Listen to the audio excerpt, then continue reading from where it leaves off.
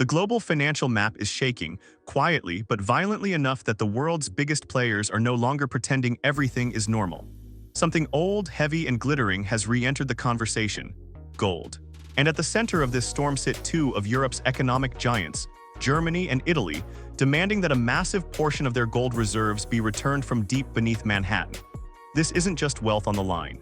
It's trust, sovereignty, and the balance of power that held the global financial order together since World War II.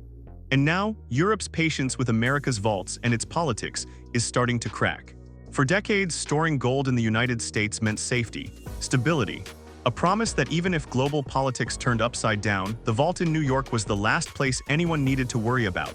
But today, that belief is evaporating, and what's replacing it is a wave of fear, rumors, political tension, and a quiet scramble to get physical control of hard assets before the world enters a new economic cycle. Germany and Italy together hold over almost $245 billion worth of gold. And now major political voices on both sides are asking the same question.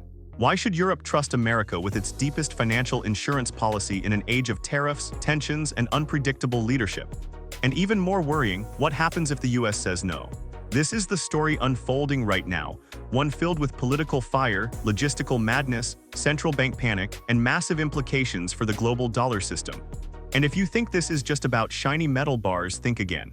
Gold in 2025 is no longer a relic, it's a warning signal, and Europe is flashing it in America's face. Let's break down the full picture. For almost 80 years, Europe trusted the US more than anyone else on Earth. After World War II, it made sense. The US had stability, military reach, and vaults so secure that even nuclear threats couldn't shake them. So Germany, Italy, France, the Netherlands, everyone parked their gold in the US. Federal Reserve Bank of New York.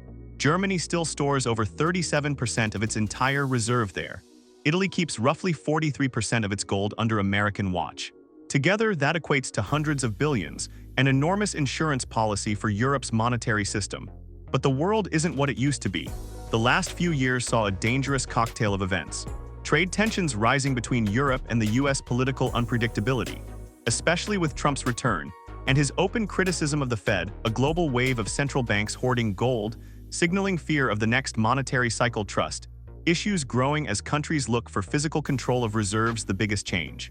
What used to be fringe talk among gold repatriation used to be political fringe territory, a topic for right-wing nationalists or gold enthusiasts claiming the world was ending.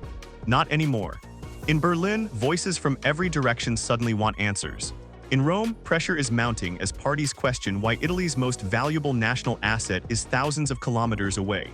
Prominent German politicians, including Markus Ferber and leaders from both the right and the left, are calling the US unreliable. Reports suggest many fear that Trump's influence over the Fed might create risk for foreign reserves stored on American soil. In Italy, former promises by politicians to bring the gold home have resurfaced. Critics argue that relying on US storage in a world of fluctuating tariffs and geopolitical tension is simply dangerous. What started as whispers has become a full-blown debate. Should Europe reclaim control of its wealth? Is the US still the safest place to store gold? And why are politicians suddenly acting like America's vaults can't be trusted? Rumors online suggest fears that the US could, under economic pressure, impose restrictions on foreign assets stored within its borders. These claims remain unverified, but the buzz itself is fueling public distrust. Politically, this is the perfect storm. Fear plus nationalism plus financial sovereignty equals explosive pressure.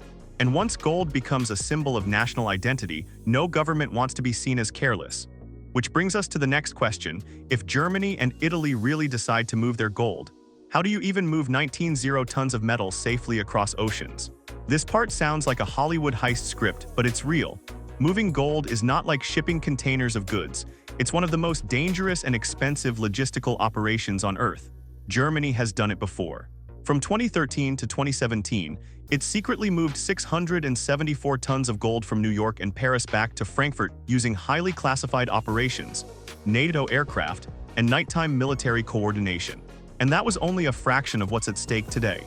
If Germany and Italy attempt full repatriation now, reports suggest the operation could look like this: 8 to 10 weeks of continuous airlift military aircraft like the Il-76 or C-17 50-ton weekly shipments, alternating between Germany and Italy. The moment Europe pulls gold from New York, the global financial system reacts hard.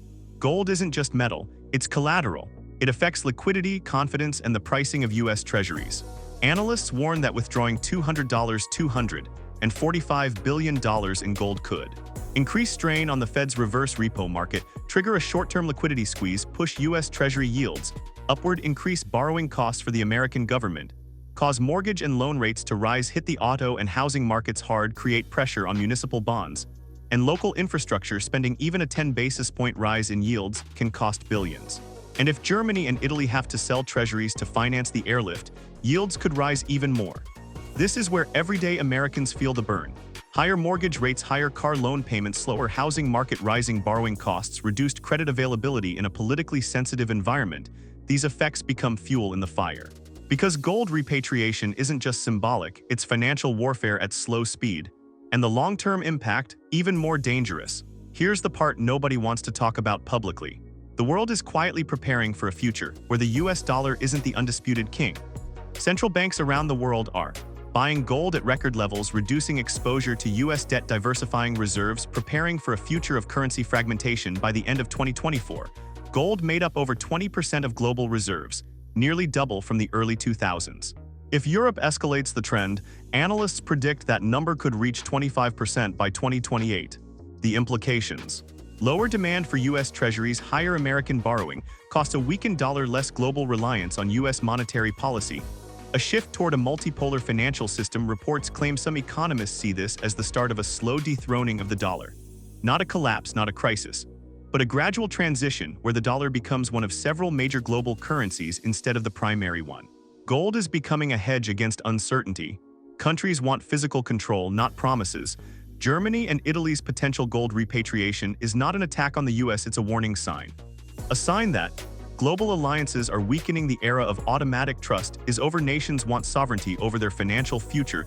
The political landscape is shifting toward protectionism. Gold is returning as a strategic asset, not a relic. Central banks around the world see what's happening. They're watching the US struggle with deficits, rising rates, political division, and global pushback. And many are asking the same question Germany and Italy are now forced to face. What if storing our wealth abroad is no longer safe? It's not fear of theft, it's fear of dependency. Because in geopolitics, whoever holds your gold holds leverage. This isn't a story about gold bars. It's a story about shifting power. Germany and Italy's demand for their reserves is a flashing signal that the global financial world is entering a new era, one where trust must be earned, not assumed. If the repatriation happens, it will shake U.S. markets, increase borrowing costs, strengthen gold's role in global finance, accelerate diversification away from the dollar, signal the end of uncontested American dominance, begin a new phase of geopolitical competition. The dollar won't vanish. But the world is clearly preparing for a system where the US isn't the only pillar holding everything up. The real question now becomes, will other nations follow Germany and Italy's lead? Because if they do, the global financial map will look very different and very soon. Generate by AI.